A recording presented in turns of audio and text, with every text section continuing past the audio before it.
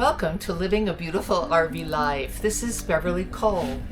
I've been doing crafts for a while on my channel, but I know there's a lot more to RV life than just crafting. Today I'm working on a recycled calendar that I've turned into a color chart.